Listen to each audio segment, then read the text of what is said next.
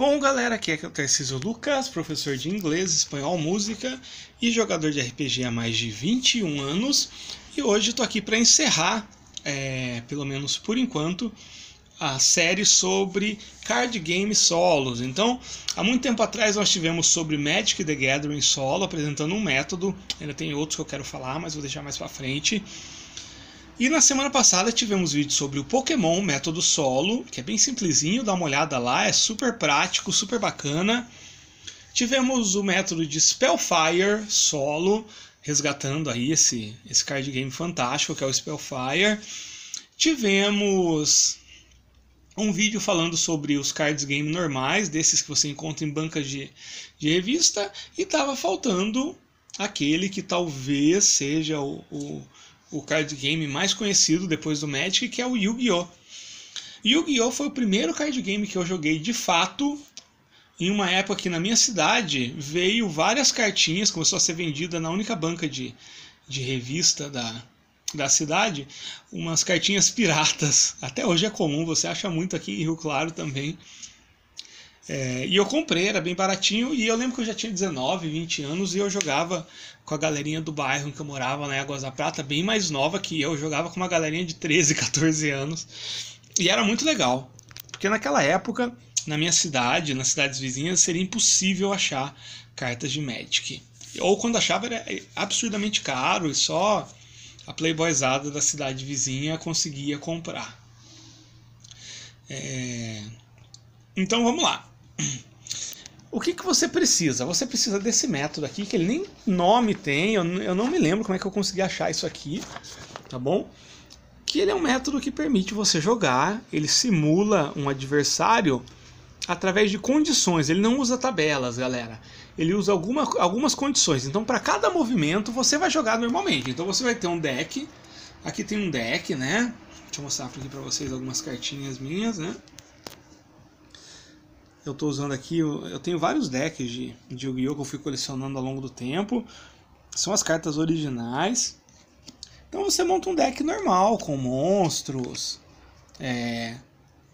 cartas de magia, cartas de armadilha. Então você monta um deck normal. Eu recomendo 40 cartas, que é o mínimo. Lembrando, gente, que eu conheço as regras do Yu-Gi-Oh! Como elas eram há 10, 12 anos atrás, tá bom? Eu não sei a que pé anda as novas regras e monstros e expansões e tudo mais. Mas esse método ele se encaixa perfeitamente nisso. Então, como eu estava falando, você vai jogar normalmente. Então você vai pegar suas 5 cartas aqui para começar. 3, 4, 5, você começa, então você pode baixar cartas de armadilha aqui nos espaços abaixo.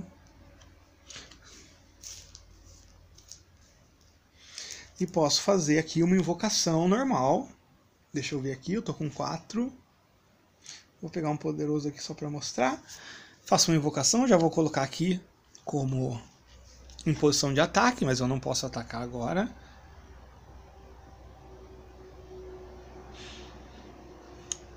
E aí cada movimento ele tem uma condição que deve ser respeitada. Então, por exemplo, ó, quando eu faço uma invocação normal, se o ataque do meu monstro é acima de 2.000 pontos, nesse caso é 1.600, não sei se vai dar pra ver.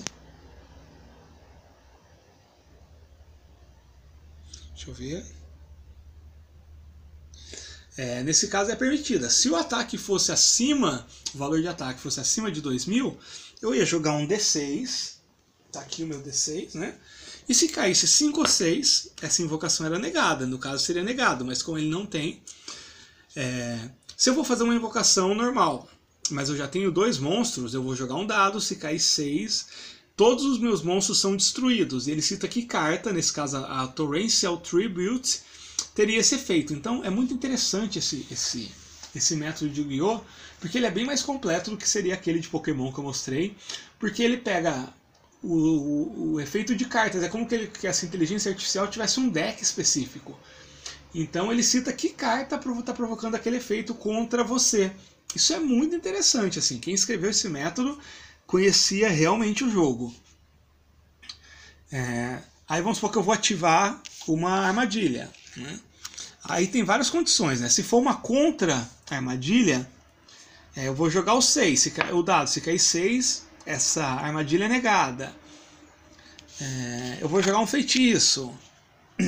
Se esse feitiço for para destruir um outro feitiço ou armadilha, eu vou ter determinado bônus na próxima, porque a minha inteligência artificial contra quem eu estou jogando não tem cartas, então não afetaria a carta dele. Então esse tipo de feitiço ou armadilha geraria bônus que eu iria usar nas próximas rodadas. Esses bônus, eu ganho um bônus de +1. Quer dizer que só se eu tirar 6 acontece algo negativo comigo em uma próxima rodada de dado. Porque basicamente é isso. Para cada coisa que você faz tem uma condição que deve ser respeitada, e essa condição ela vai acontecer se cair 5 ou 6. Aí isso vai ser ruim para você. Se cair de 1 a 4, não. E esses bônus vão aumentando essa chance. Por exemplo, se eu tiver +2 de bônus, nem preciso tacar o dado, que eu sei que vai funcionar. E eu vou fazendo isso, vou jogando as cartas normalmente, baixando. Posso colocar em posição de ataque ou defesa, isso vai ter influência no jogo. Inclusive defesa virada para baixo, né? E tudo isso vai ter certas condições. Feito isso, tem a fase de batalha. Aqui ele dividiu em 3 grandes fases, que tem as suas subdivisões, que é quando eu atacaria. E aí tem várias regras também que você vai respeitar. Por exemplo, eu vou atacar com um único monstro. Como é que é a ordem? Então ele dá a ordem, né? Um monstro com o ataque mais alto ataca primeiro. Se tiver mais de um monstro com o mesmo valor de ataque, então você pode escolher.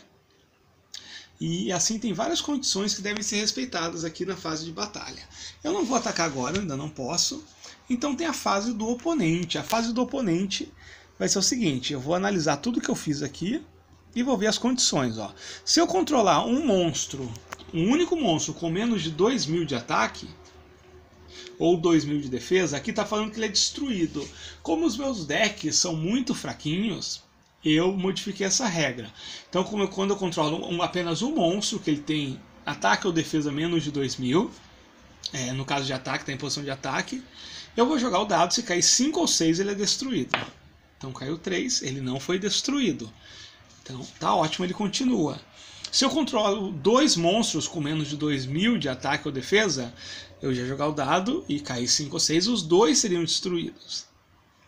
Se eu controlo mais do que 2, tem regras aqui também. E é muito legal porque ele vai dando, ele fala, ó, vai acontecer isso porque a carta tal, né, ela tem esse efeito. Deixa eu ver o que mais. Por exemplo, ó, se nesse turno eu tenho um monstro com mais de 2.000 de ataque, ele vai sobreviver. Se já é o segundo turno que ele está aqui, ele vai ser destruído. Então por isso que ele sugere que você tenha alguns papeizinhos para anotar todas essas coisas. Se eu tenho uma armadilha virada para baixo que destruiria algum monstro, eu posso ativar. E se a minha ativação for bem sucedida, ou seja, eu tacar o dado, não cair nem 5 nem 6, então eu posso salvar o meu monstro. Funciona normalmente como se fosse. Então nesse caso, não tem muito o que fazer, não foi destruído, eu vou para o segundo turno, eu mudo aqui o contador para o turno 2. E por que tem essa questão de turno? Porque o jogo ele é pensado para ser jogado em 10 turnos. Entre a minha vez, a fase de batalha e a fase do oponente. Nesses 10 turnos eu tenho que tentar provocar dano superior aos 8.000 de vida ou sobreviver aos 10 turnos. O que não pode acontecer?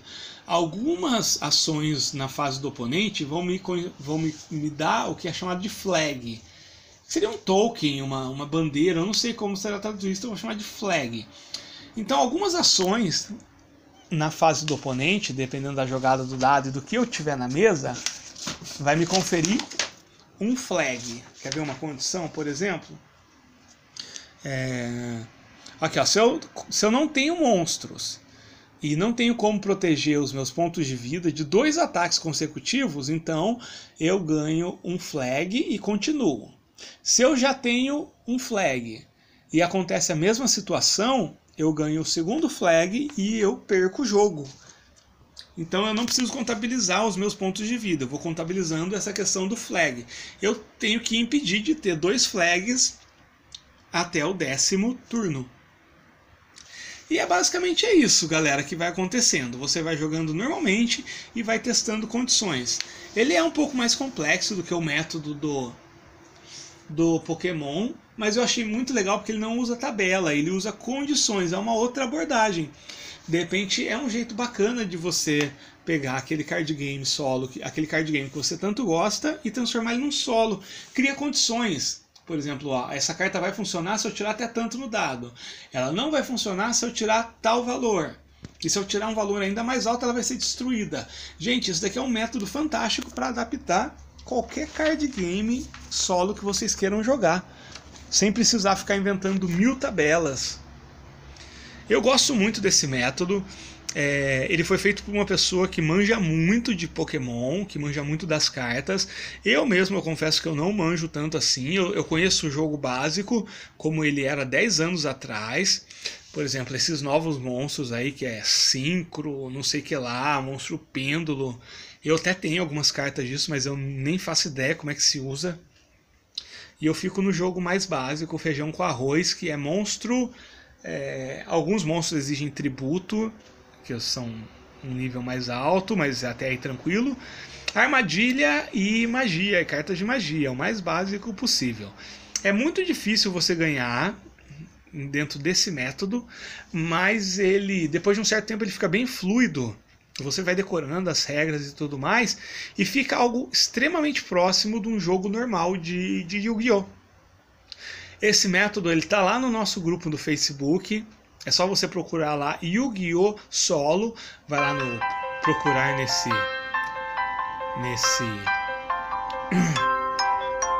grupo e encontra lá. Então é isso, galera.